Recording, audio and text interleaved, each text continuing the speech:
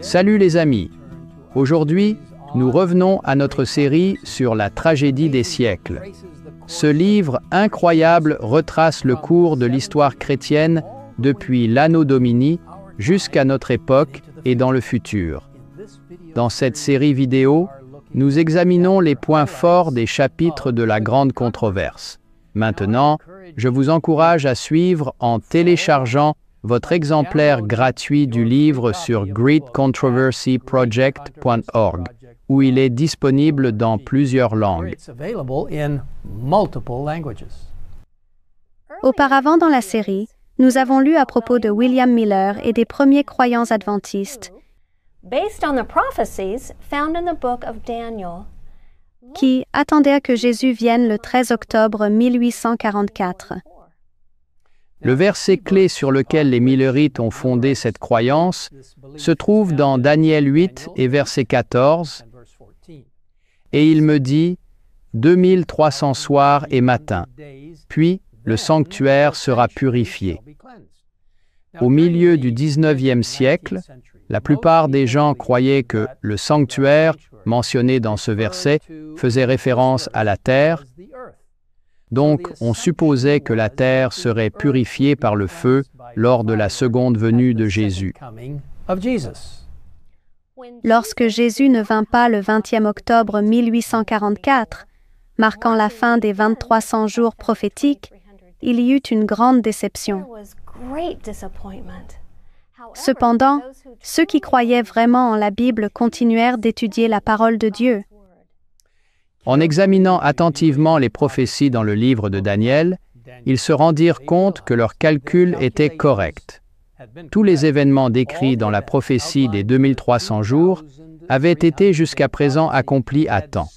Par conséquent, ils conclurent qu'il devait s'être produit quelque chose d'important à la fin de cette plus longue prophétie temporelle de la Bible. Avec empressement, ils ont cherché dans les Écritures jusqu'à ce qu'ils trouvent la clé. La réponse était en Jésus, qui sert maintenant dans le sanctuaire céleste en tant que notre grand prêtre. Dans les livres de l'Exode et du Lévitique, ils lisent au sujet du sanctuaire terrestre établi par Moïse, suivant le modèle donné par Dieu. Dans le livre des Hébreux, ils ont clairement vu que le sanctuaire terrestre était un type ou un symbole du véritable sanctuaire céleste. Ils ont réalisé qu'il était important de comprendre ce qui s'est passé dans le modèle terrestre pour comprendre le ministère de Jésus dans le sanctuaire céleste. Alors que ces services sont décrits en détail dans la Bible, le grand conflit nous donne un résumé utile, où nous lisons « Chaque jour, le pécheur repentant apportait son offrande à la porte du tabernacle et, posant sa main sur la tête de la victime, confessait ses péchés, les transférant ainsi symboliquement de lui-même au sacrifice innocent. L'animal était ensuite sacrifié. Ce sacrifice était nécessaire car, comme nous le lisons dans Hébreux 9, verset 22, « Sans effusion de sang, il n'y a pas de pardon des péchés. » Suite au sacrifice, le sang, représentant le péché que la victime innocente portait, était porté par le prêtre dans le premier appartement du sanctuaire, appelé le lieu saint.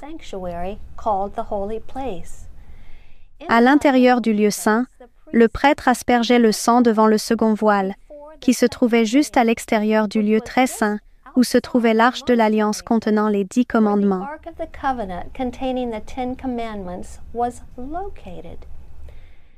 Ce service symbolique a continué jour après jour tout au long de l'année, transférant les péchés d'Israël au sanctuaire. Dans ses instructions à Moïse, Dieu a commandé que le sanctuaire soit purifié une fois par an des péchés qui y avaient été symboliquement transférés par le sang des sacrifices. Nous lisons à ce sujet dans le chapitre 16 du Lévitique, qui décrit en détail comment 2 boucs étaient choisis, l'un représentant le Seigneur, l'autre représentant Satan.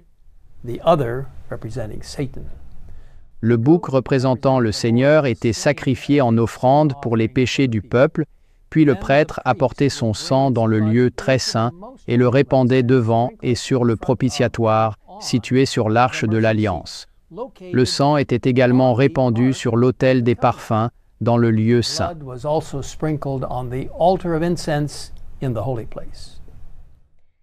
Ensuite, comme nous le lisons dans le chapitre 16 du Lévitique, versets 21 et 22, le grand prêtre posait ses 2 mains sur la tête du bouc vivant, confessait sur lui toutes les iniquités des enfants d'Israël et toutes leurs transgressions,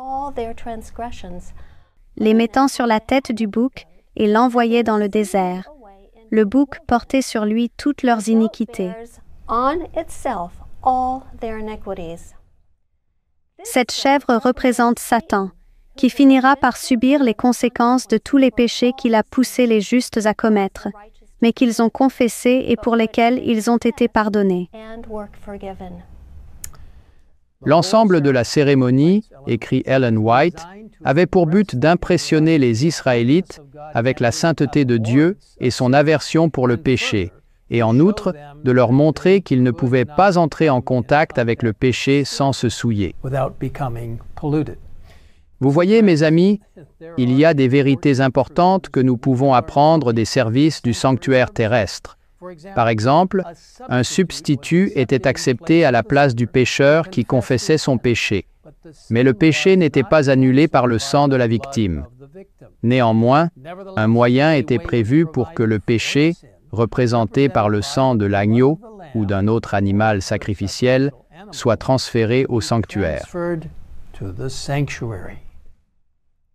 Le jour de l'expiation, le grand prêtre entrait dans le lieu très saint avec le sang d'une offrande spéciale et le répandait sur le propitiatoire, directement au-dessus de la loi, pour satisfaire à ses exigences. Ensuite, dans le rôle de médiateur, il prenait les péchés sur lui-même et les emportait loin du sanctuaire. En posant ses mains sur la tête du bouc émissaire, il confessait tous ses péchés, les transférant ainsi symboliquement du grand prêtre au bouc. Le bouc les emportait alors, et ils étaient considérés comme séparés à jamais du peuple.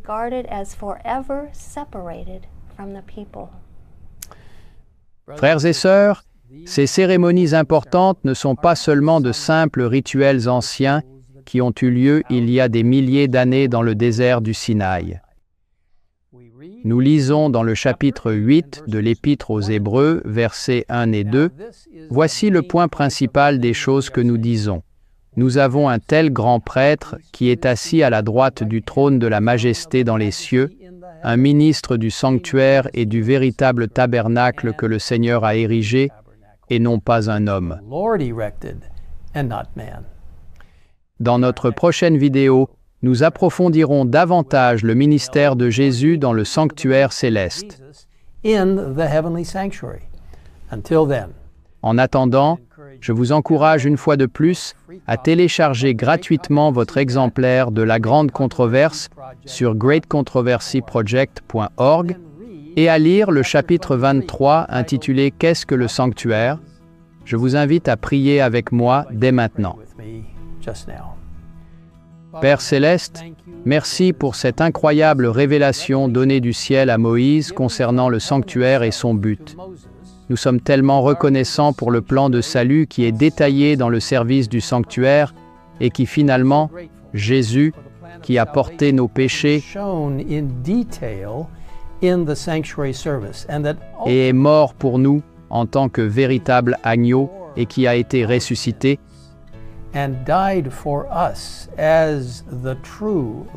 viendra dans sa gloire pour nous ramener chez nous et le péché sera mis de côté dans le désert, ne réapparaissant jamais.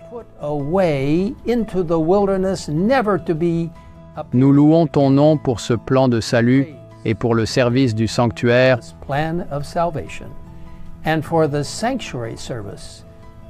qui nous montre Jésus comme notre justice. Au nom de Christ, nous le demandons. Amen. Amen.